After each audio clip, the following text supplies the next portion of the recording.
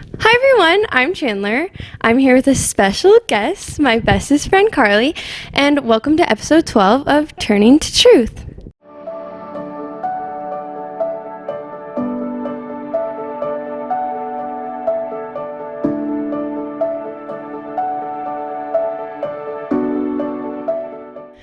Hey everybody, welcome back. We're doing something a little different this week. Ryan is not going to be in this episode because we just wanted to have a girly week. Just talk, chat. Carly has literally been in my life since I can remember.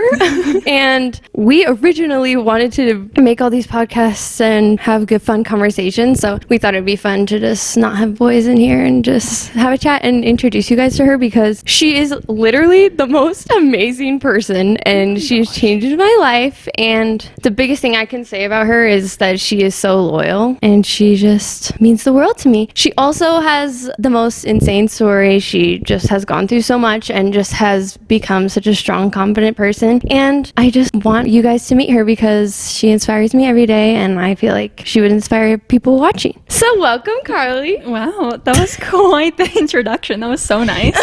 Wow, Thank you. True. That's so sweet. How do you feel being here today? Oh, I feel good. Good. It's fun. Yeah, I feel like we're real influencers. I know. We're finally living out our influencer dreams, Yes. having this chat. Yeah. She walked in, she's like, I feel like I want to call her daddy. Yeah. I'm like, yeah, welcome. We're in the studio. We're in the studio. Yeah. No, Thanks for having me on. Yeah, of course. I'm glad we could just do something for the girls because it's good, obviously, that Ryan and I post couples things and like we sit and chat. But I also think it's important to just have girl time and talk about things that maybe girls go through that boys might not as much. So I think it's just good. I'm glad you're here. Yeah, totally. And the boys are golfing downstairs. Yes. So if you hear any golf balls, there was one. Anywho, so do you want to share a little bit about your life, your childhood, how it was growing up, and kind of just your story in general? I don't know. It can be however long or short you want it. Okay. You have the floor. Okay. All right. Yeah, well, I guess I'll just start off with my childhood. Well, first, Chandler and I met going to TCA. Oh, yeah. We literally need to talk about how we met. That's okay. I can brush over that.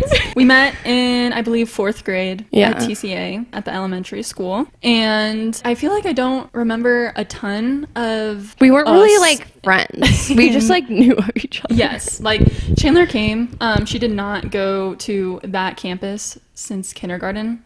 Yeah, it was like the same school but a different campus. Yeah, and so then she came over and it was like, oh, the new girl, daddy. And yeah, so I knew of her and you instantly became like popular. I remember in elementary school. Yeah, 6th grade Miss Powell's class. Only, you know what's hilarious about that? Only the tall girls were popular. We're the same height, obviously we were. I think we only grew a couple more inches. Oh yeah, we've been this height since 6th grade. So we were the freaks. We're actually the same height. We were popular but also the freaks because it's like, oh my gosh, why and are all they our so boyfriends were shorter than us until high school. Okay, anyway, yeah, and then I think Chandler and I became really good friends in middle school. The way our school system worked was like a K through 12, and then there were different campuses of elementary schools, and then those different campuses of elementary schools all feed into the main campus where they do middle school and high school. So yeah, then we went to the next stage of middle school together, and that's where we really became close friends.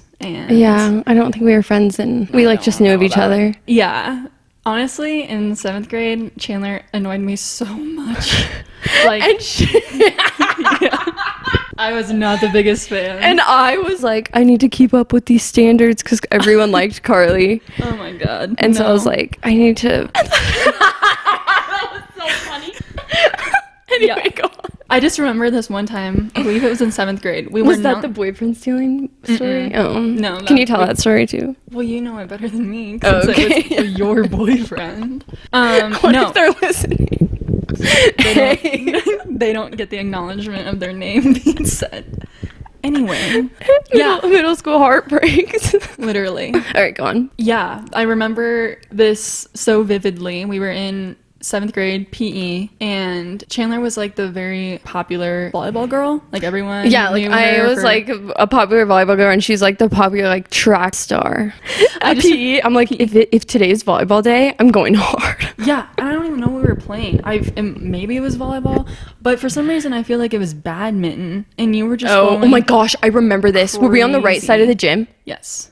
And she was just going so hard, and she backed up and just bodied me. And I was like, Oh my gosh, I remember this. yeah. And that was, in that moment, I was like, no.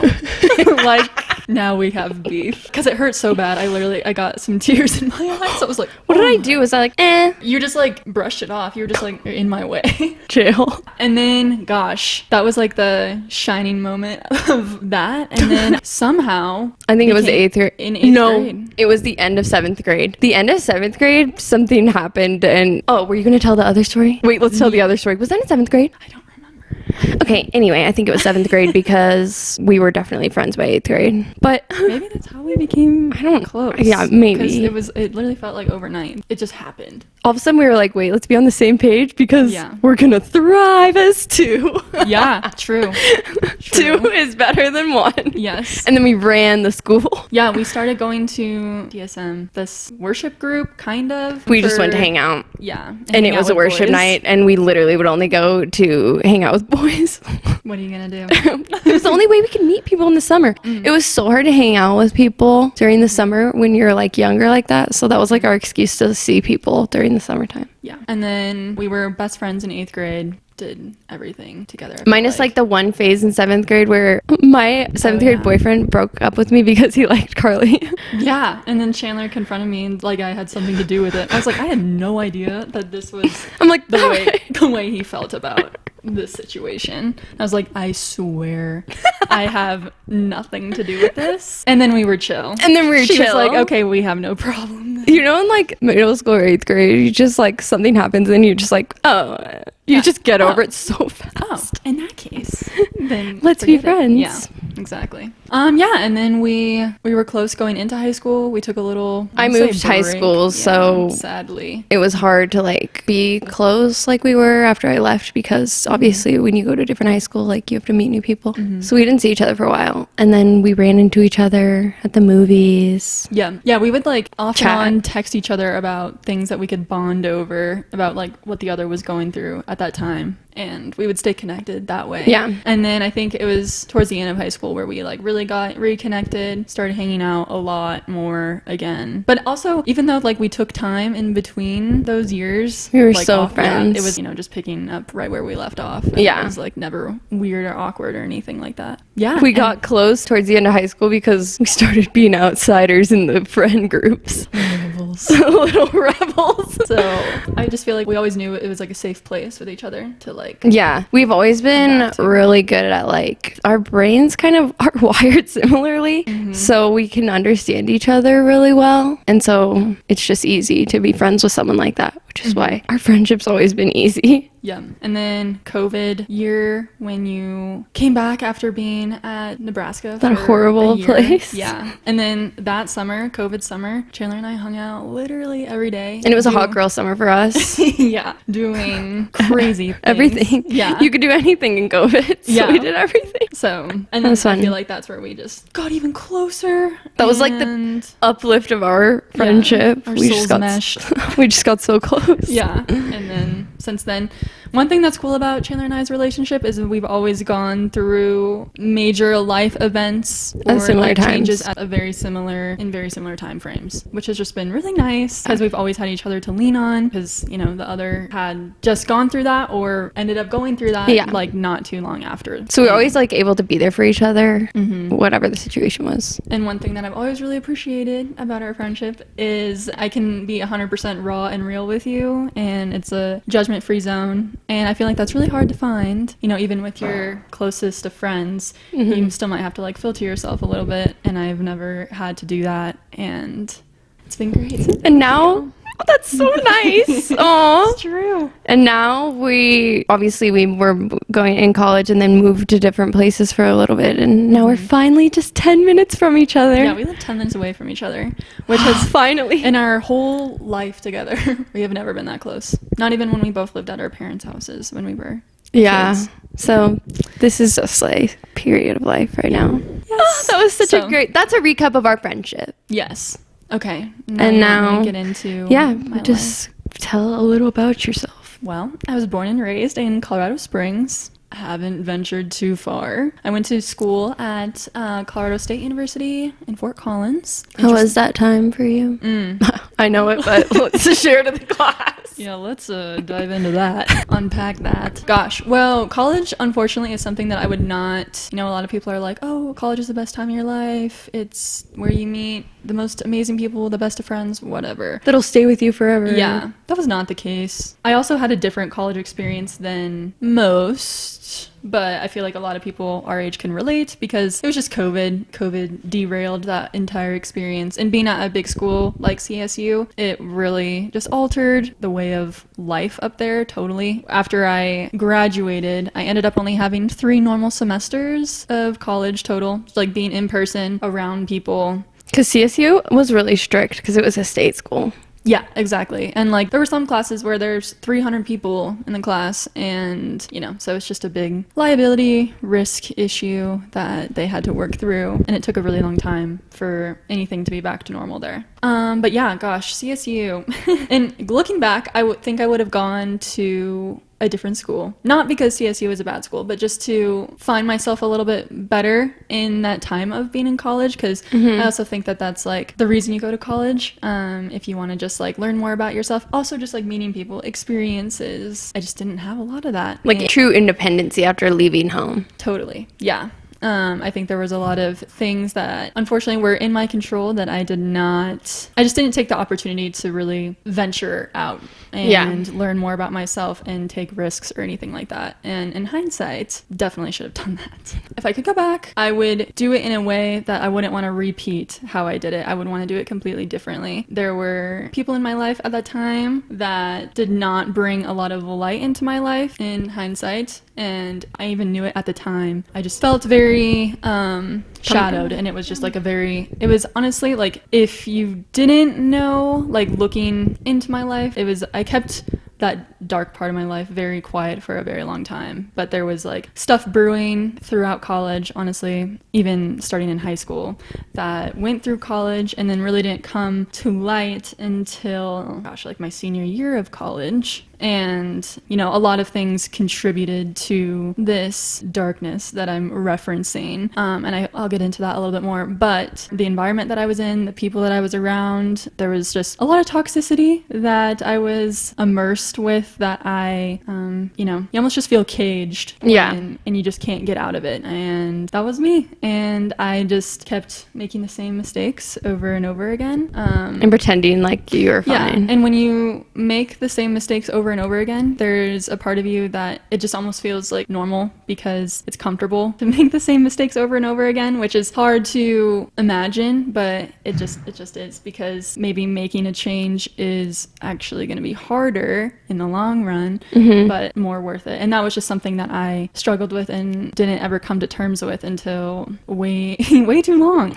But that's okay. We got there eventually. It was God's plan. Yep, it's fine. Anyway, college was fine. It was what it was. But then as I was wrapping up college, I decided I wanted to wrap college up a little bit quicker because I just wasn't enjoying it. I was like, let's just wrap it up. Let's just get done with this. So I realized that I would be able to finish a semester early if I just like cranked out school for like an entire summer and did like a semester during the summer. So I did that. So I would finish in that December. Yep, in the winter. So I graduated in December 2022 because I was just ready to be done with that. The summer before that, that's when things like really started to, obviously pretty even in the springtime, something just started to shift where my love for myself was at an all-time low. And it's like the literal cheesiest thing in the world, but like if you do not care about yourself or love yourself, there is literally nothing productive that you can do with the rest of your life. And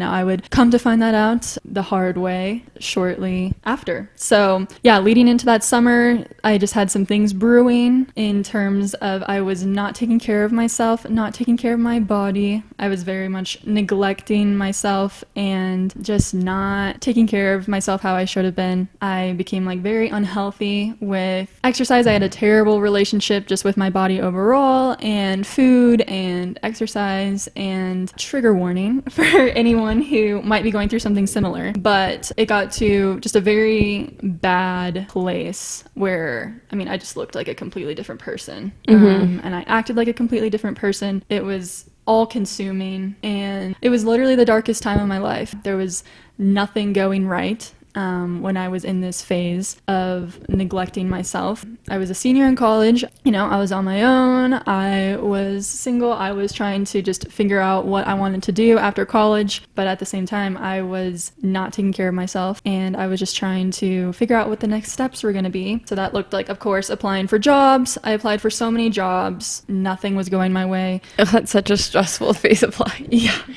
it was applying for jobs. Awful. Yeah, I just had this thought in the back of my mind that I'm like, maybe it's because you're not taking care of yourself. Maybe you need to prioritize yourself first. But even though it's just what I've done for the longest time, it seems like I know the right answer, yet I still choose to do the wrong thing. Kind of like what we learned in our sermon today. Yeah. It's, you know, I was being a fool. Is that the one that it was? The simple, the fool, the mocker, the wise. Yeah, it was the fool. Whatever. The fool. You know that you're doing something wrong, but you choose to keep doing it because maybe it's easier or whatever. That's just your headspace. That was me. I knew that I was doing something wrong to myself. I knew that if I wanted anything to go my way, I needed to prioritize myself and take care of myself. Unfortunately, this dragged on for months. And Chandler, thank God, was another person who I didn't really open up to anybody about what was going on with me. People just could figure it out by looking at me. And you didn't tell me till... No. She came home from break that winter, and she obviously looked different. And at the time, I was already, like, worried and, like, praying about it all the time, because it was just... When you're that close with someone, if that person's stressed, like, you can feel it even if it's, like, thousands of miles away. Yeah. And... I just changed completely. Yeah. Like, and she was acting like she was fine. Like, overcompensating by telling me, like, I'm doing so good, this is the best I've ever felt in my life. Yeah. But in the back of my head, I was like, what's going on? Did I ever say that? I think you were just like, I know something is going on. You know, I had people in my life that would also, in Fort Collins, that's where I was living at the time, that would also be like, hey, you doing okay? Like, my sister was a big person who was like, what are you doing, man? You're like, I'm all good. I'm like, nothing. Why? What are you talking about? And it's like, oh, I don't know. You don't look right. You've lost all the light that you had in your face. Like, and looking back at ppictures of myself, I can see what everyone else was trying to tell me. It's like, oh my. But in situations like that, you're the one that has to, like, pull yourself. Yeah. There's no one else. Right.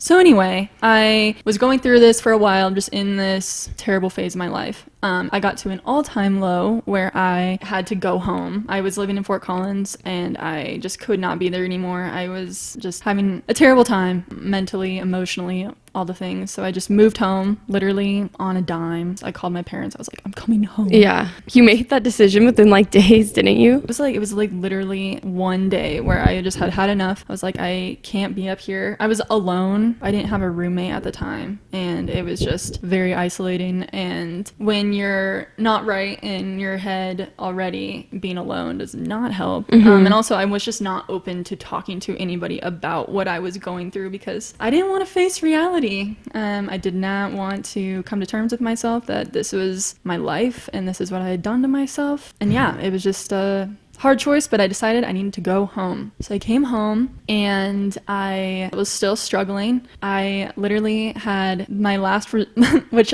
this is unfortunate because this podcast is all about, you know, your faith. And we can, like, go into that too if you'd like. Yeah, whatever you want. But I feel like this was a big turning point for me. Unfortunately, was the lowest part of my life was when I was most called to change, and I felt like the only way that I could possibly do that as a last resort, unfortunately, was to just cry out to God and to ask him to help me, because there was literally no other way that I was going to be able to get through this or pull myself out of this. I remember it so clearly. I had a breakdown that morning because of the choices that I was still making, that I was inflicting onto myself, still really just hurting myself. And that morning I was driving to work, I was bawling my eyes out, and I was just like, I'm so done with this. I want to be better. I want to, like, free me of this. Yeah, I want to be a better person. And I just had this, like, gut feeling that the only way that I would be able to get out of this is just cry out to God. And so I literally like pulled over on the side of the road while I was driving and just cried out to God. And I was like, please help me. Like, please get me through this. Like, I need your help. I'm sorry that it took me this long to get here, but this is the only way.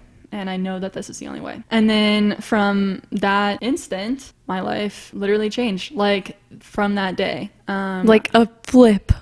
Literally. And obviously, there were choices that I had to actively make to make myself better. But after I cried out to God for him to help me get through that, those choices started to become a lot easier to make. I was just able to do it, get through that. The right choice was, for some reason, so hard to make, but God made it a lot easier. And, you know, since that day, my life changed. It went on the up. It just went up and up. It changed drastically. Obviously, there were still things that I was working through throughout those months, because obviously this was a process. But once I, you know, turned to God that day, I just felt extra close to him. Like, I would be at the gym and I would just like want to turn on worship music to be like, oh gosh, I'm just so glad that I was able to get out of that, and I'm doing so much better. And just acknowledging him and knowing that that was the reason that I was on the right track of getting better, it just felt really good. It felt really right. And I just kept going in that direction. And then other things started to fall into place. Shortly after, I got connected with my now husband. Luke Seoli. Tell the part about how you dream. Oh yeah. Mm-hmm. So yeah, I was really feeling God's presence throughout these months, and then I was just grinding. I was doing like 3 part-time jobs at one time, and then there was this one night where I awoke from a dream about this guy that I went to middle school and high school with, our middle school and high school, and I was like, what the heck? And so I texted my sister that day. I was like, I just had a dream about Luke Seoli. And she was like, what? I was like, yeah, isn't that crazy? Because, like, I've never spoken to this man. Like, no, we never spoke to him. We just knew of him. Yeah, he was popular. So we had never exchanged, like, one word with each other. And then, yeah, after that day, I, like, thought about him all day long because I was like, that was just really weird. It was such a vivid dream. We were in a really deep conversation in the dream. And yeah, I was just thinking about him all day at work, and I was just like, gosh, like, how do I, like, am I gonna do anything about this? Probably not. He's just on my mind. And then, by the grace of God, he posted a Snapchat story, and I was like, this is... What was it up? His dog. Oh. Yeah, classic. And so, I was like, this is my time. I'm gonna shoot my shot. Cute dog. I know. Is that what you said? Yeah. I was like, let's just slide in here. Yeah. Respond to a dog story. You're like, oh, okay, what can I say? Yeah. And you know what I said? I said, talk about puppy eyes. Ooh, that was smooth. So dumb, but it worked. And reeled him in. Yeah, he took the bait. So, and then that's literally how we started talking. And it was only because I had that dream about him. And, you know, since I slid into his Snapchat, we never stopped talking. We became inseparable. And I truly believe that dream was just God showing me what you were supposed to do. Totally. And to do this is just see what this guy's up to. I was like, okay. Because also at the time, I had sworn off men. She did. And I think I had done that too. Yeah. It was the phase where I was, I don't like men. Yeah, exactly. See, same phases. Yep. Yeah, she definitely influenced that. She was like, just cut them off. I was like, yeah, literally, we're done with this. You got worse than me. You were like, I'm not getting married. Oh, yeah. Ever. I was just like, men are insufferable. Absolutely not. Yeah, I was like, yeah. We were down bad. Yeah, it was literally just like, it was just so random having that dream about Luke. And then, yeah, I pursued the dream. Follow your dreams, everyone. Kids. And then we dated, obviously, and got engaged 10 months after dating. She literally texted me. She's like, you won't believe this, but I'm going on a date with Luke Seoli. And I was like, OMG, what? Yeah. So random. And then we did a double date, and she's like, I'm going to marry him. And I was like, yeah. I'm going to marry mine too. Perfect. We were at this baseball game. We went to a Rockies game, and both of us had recently started dating our now husbands. And we were like, yeah, let's go on this double date. And both of us were acting like psychos at this baseball game, being like... Because we knew they were going to be our husbands. Yeah, whenever there was like a ring ad that would come on in the stadium. Or anything having to do with marriage. Chandler was like, Ryan. I'm like, take a look. Yeah. And then you were like, ask Luke about if he wants to marry me when I go to the bathroom or something. Oh, no, I was saying, what's the thing that you love most about? We were asking that. Oh, right. I asked Ryan, so what's the thing that you love most about Chandler? And then I would be, Luke, so what do you like the most about Carly? Yeah, just being Meanwhile, annoying. they're trying to watch the game. Yeah, we're like, so we're interviewing them. But we had to figure it out. Yeah, it's fine. Just being So freaks. we knew what was going to happen, so we were just trying to get it going. It's fine. Like, may as well let the freak out now so they know what they're getting into. Yeah. So, it exactly. was fine. But, yeah, and then shortly after I started dating Luke, like literally like maybe 2 weeks, I was able to finally land a job. So this whole entire time I had not had a job that had anything to do with my degree. Like I said, I was just doing 3 part-time jobs, and I finally landed a marketing job that was somewhat in line with what I wanted to do, and it was remote. You know, it was just perfect for me, and I'm still at that job today. And I truly believe that it was that day in the car when I cried out to Jesus just to literally save me from myself, which is just a really dark and sad thing, but it's so real. True. And everyone goes through it in different ways. So. And then from that moment on, I've really made it a priority to just grow my faith. It's been, you know, it's a process. It's a roller coaster of a process, which I can also kind of talk about as well, how that was just why this was a last resort for me to call out to God, was because I had not always had the best experience with people that were involved with the church, or, you know, just people that I surrounded myself with that called themselves Christians, did not have a good experience. And I think that that's relatable for a lot of people. There is this stigma that exists in the church and just with Christians in general. I think we can just call them good Christians and bad Christians. You know, there's Christians of how you should be, welcoming and loving towards, you know, your neighbors, everybody, no judgment. Where there is another side that, you know, I think that I experienced, that there's a lot of people have experienced, where there is that judgment. Like hardcore religion. Yes. And just like, it's, if you're not following their ways correctly, or what following the rules, or what they think is right, then it's like, oh, you're not. You're like down upon. Totally. It was like so bad that I wouldn't go to church every Sunday, and I was told that Jesus doesn't love me. And I was like, okay, so yeah, that's we're done with that. So actually, no, I'm gonna go.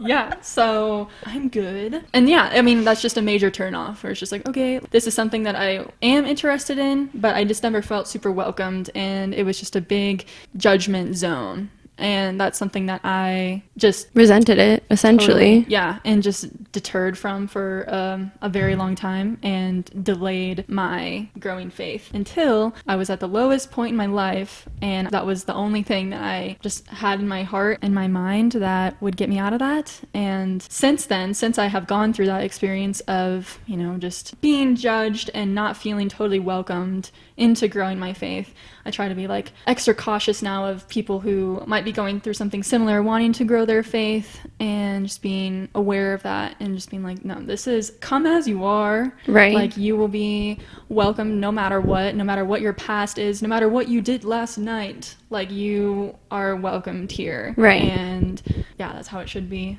And you are loved no matter what. And yeah, so it's something that I'm still working on and getting more involved and trying to learn more and more about, even still today. Like, obviously this is me too. It is a process, and like my husband and I are trying to do it together and just grow in our relationship that way. But yeah, it's very fulfilling. There has never been, if anyone is looking to do it, I do recommend, I highly recommend. There's no hurt in it. No, you will not regret it, especially when you are around people that are welcoming and they love you and care about you, and you're not judged for your past and your love for who you are. And Yeah, I know. I just think it's such a weird thing because everyone's on their own spiritual journey. So like what they go through is so different from what you may be going through, or like their relationship with Christ is so different from yours. And it even says in the Bible, like, why are you passing judgment? You're just as bad, or whatever you're going through, you know? So it just is hard. And I think that's why Ryan and I don't really like to be super religious in general. We just like to have a relationship with God, not all these like rules and religion. Like we just go based on like what God's pushing us towards, because that's what you're saying. Like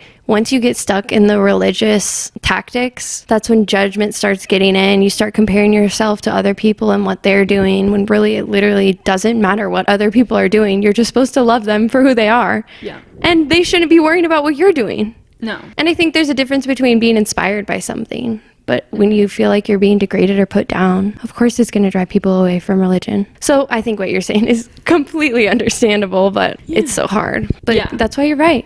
Surrounding yourself with people who just are not that way. Yeah. And also just going at your own pace, like doing what you're comfortable with. Like obviously just diving into Christianity itself can be a very daunting thing, because gosh, there are so many layers to that. And just going at your own pace and just finding ways that you feel closer to God in a way that you enjoy doing too. You know, you guys have talked about that. Yeah. You know, whether that's like getting involved with your Bible or, you know, groups, or like Ryan said, taking walks in nature, because all of this was created by him. Right. You know, there's a million different ways that you can grow your relationship with God, and I think doing what feels right to you and what is comfortable to you is important to keep that, you know, that fire growing. Yeah. Oh, I think you're so good at the going out into nature thing. She literally walks every single day outside. Do you think that helps you with like Totally getting like peace from that? Like you need that. Totally. Like I try not to bring my phone on walks. I go with my husband, so we're safe. Yeah. But yeah, I love just going for walks and like living where we do. There's just so much beauty to look at. And I think also I remember so clearly like when I made that choice to cry out to God to really help shape my mind and shift my life. I just remember hearing the birds. And this might be cheesy, but that's so cute. It's just like the little things that you don't even like think about. And I just remember I was outside just taking a walk, just thinking about everything, and I was just like, wow, when's the last time you just listened to the birds chirp? And it's just such a simple but beautiful thing. And yeah, I love going outside and being around that.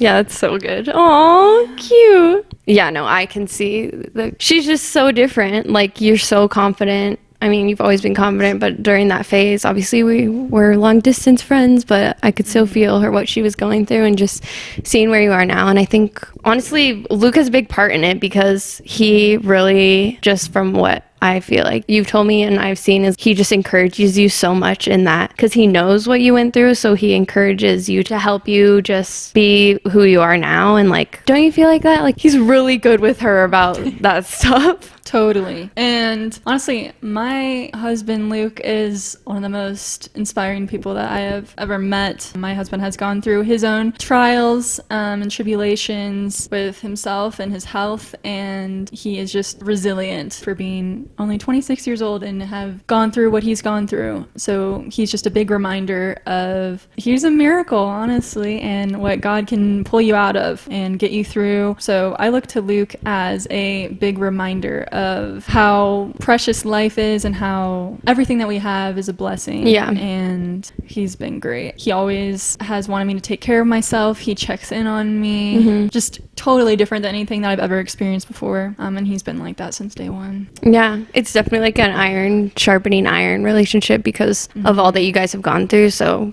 you're just so good together. So yay.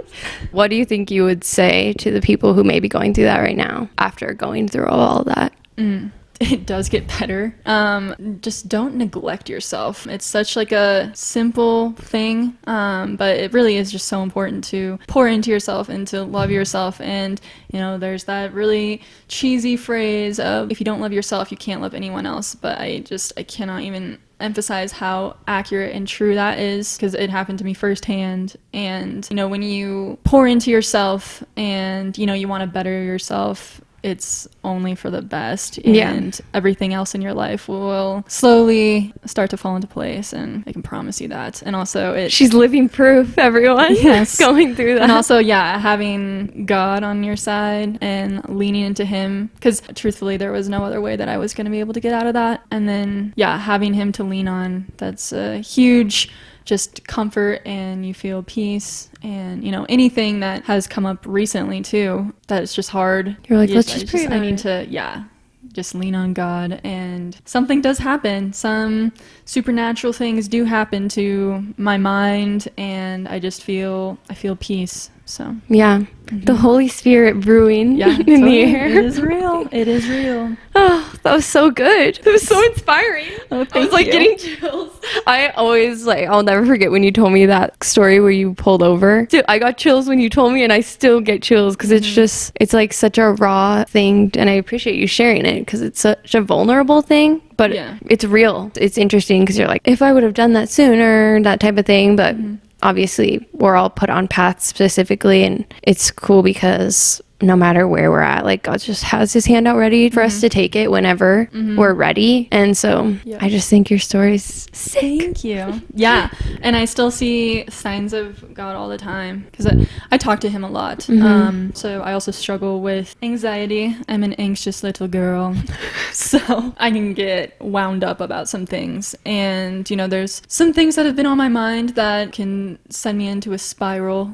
And recently I was driving yet again. I was breaking down in the car, just crying, because I've been living in a lot of fear recently, and not the right kind of fear. I texted Chandler The bad a couple, yeah, not fear of God, fear that is not coming from God. The fear that's untrue. Yes, I was texting Chandler about it the other day. False evidence appearing real. That is what fear is. I think I texted to you like 3 times. Yes. In a row. But it's so true. And so anyway, that day that I was having some scary thoughts and just so deep in my thoughts, and I was crying and just freaking out, I was driving, and I did the same thing, just cried out to God. I was like, please just relieve my mind, please let me know that everything's gonna be okay. And as I am bawling my eyes out, I'm driving, and up over the hill, I've never noticed this church before.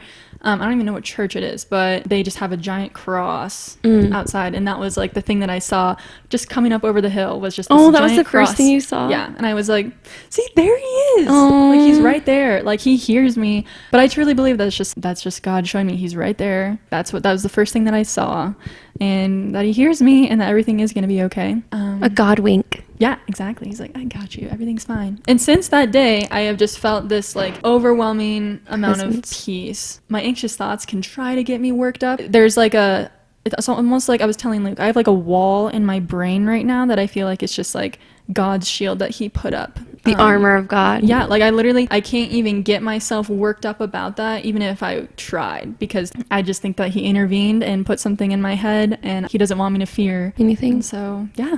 That was just another That's so good. recent instant. It's literally insane. I mean, Ryan and I just did, I don't remember what the video is called, but we just did something about not letting like that negative voice take over your mind, because it gets so bad. And I think it happens to everyone. I literally will get something I'm scared about, some situation, and I will go into a spiral. Like, I'll get so much stress about it, and then I just have to remember, like, that's literally all false. It always ends up being something that isn't even a big deal anyway. Totally. Or something like not even real. Yeah. Everything I've ever been scared about Doesn't happen. It doesn't happen. And it's literally insane how the enemy can just take control. And so what you were saying about like being shielded and protected, it's so important. My mom always is like, when you feel like you're going through a tough time, where you feel like you're essentially under attack, and that can be an aggressive thing to say, but it's true. Yeah.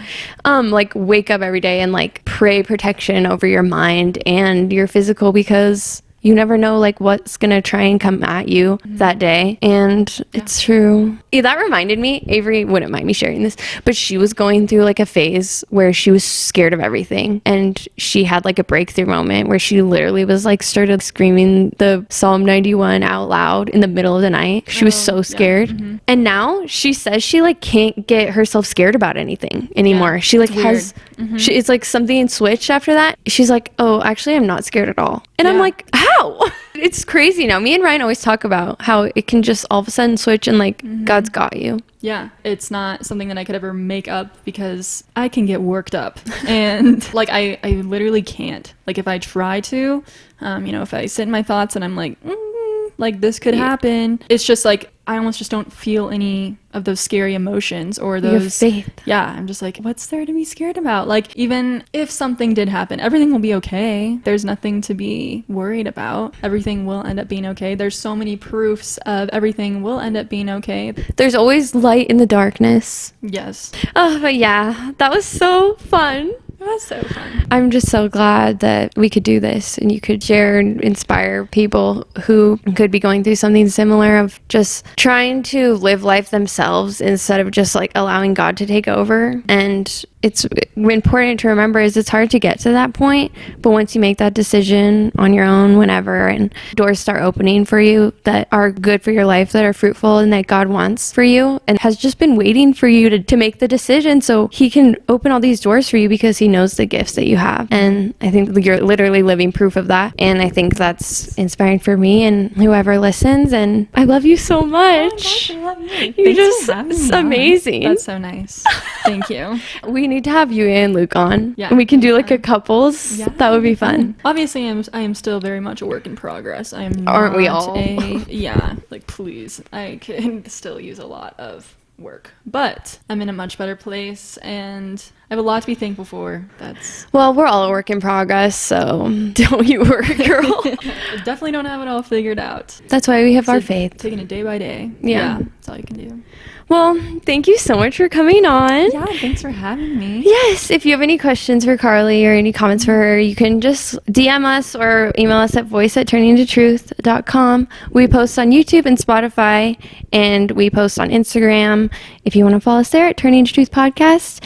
And again, it was so great to have you, and we'll see you guys next week. Bye. Bye.